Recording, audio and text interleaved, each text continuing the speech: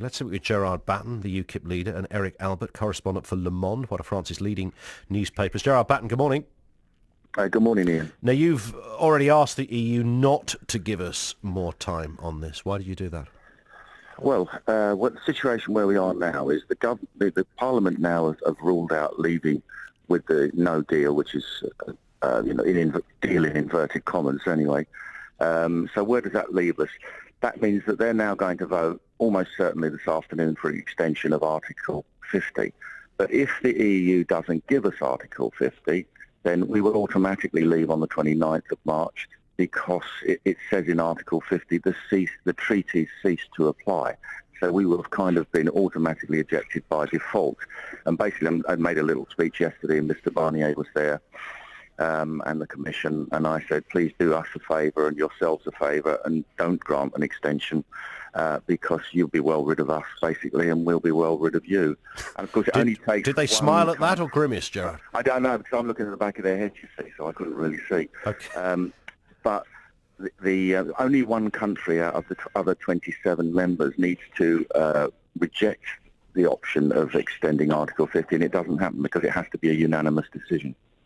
Is there a country you can think of that is likely to want to create that mayhem?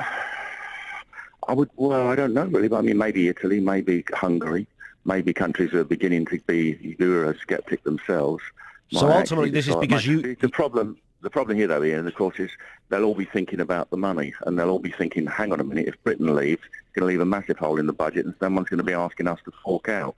So the chances are that they would grant an extension. You would like to leave, of course, without a deal. So that's ultimately what's at the bottom of your question, yeah?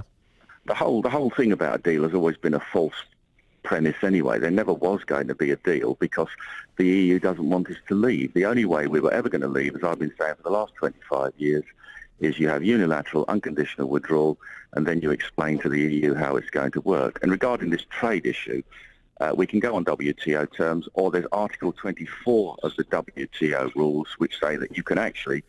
If you come out of an arrangement with other countries, you can keep the same trade arrangements for up to 10 years while you negotiate a new deal, a new trade arrangement. And that would be in the EU's own interest to do that, because why would they want anything to change? There are detractors, of course, from that theory who say that's completely untested, so we don't know that it could work quite in the rudimentary way you suggest. Well, now's a good time to test it then, isn't there? So we can become an independent country again and we can make it work and show the way for other European countries who are going to increasingly get fed up with having their lives governed for them by the bureaucratic European Union. Isn't there a problem here, though, a big problem for yourself and people who believe about leaving without a deal? Because there's a risk here of no Brexit, isn't there? Because there's no parliamentary support for no deal. Well, the deal that was on the table meant you didn't really leave anyway. I mean, you were bound to so many of the EU's rules and regulations and jurisdictions that you might as well not have bothered. And that's exactly what May intended. The plan is, or her plan, I think, was if you couldn't stop Brexit altogether, you would have a withdrawal agreement where you haven't really left. And then in a year or two time, you have a general election and both sides say, oh, well, it was a big mistake, shouldn't have left, so we might as well go back in.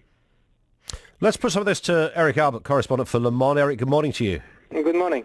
It must be fascinating as a journalist. You've never had as much material as you've had in the last couple of years coming out of the United Kingdom. What are you making of this? Yes, Brexit has become a spectator sport. That's pretty impressive thing. Listen, I think it went through the looking glass now. So the pro-Brexit UKIP leader is asking for the European Union's leader to help, not to give an extension. I don't quite follow anymore. Listen, I really think it's time to grow up. The House of Commons has been split in three, to make it very simplistic, between those supporting those deals, those against the deal because they want a hard Brexit, and those against Brexit. But it's time to say, well, you know what? This deal has been negotiated for the whole of 2017, 2018. It's not an absurd deal at all. It is giving control of immigration and limiting the economic damage. And it is actually a proper Brexit, plus it's only the withdrawal agreement. There are 2 more years of negotiation coming up, minimum, probably more than that. And it's becoming very complicated to understand what is happening. So you think what Theresa May... Right. So sorry to interject here. You think what Theresa May has negotiated is a good deal so far?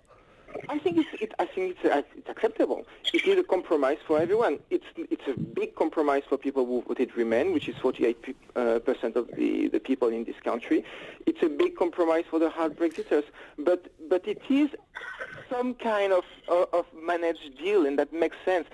The big jump out of the cliff, it sounds good theoretically. Got to go in the toilet, mate. Let's be sovereign again, but that doesn't really mean anything. If you jump from the cliff, you have to start renegotiating pretty quickly. Gerard Batten, what do you say to that? I mean, this is, it's a negotiated deal. It's about compromise. Why don't we go with it? What about the 48%? Where do you start with that?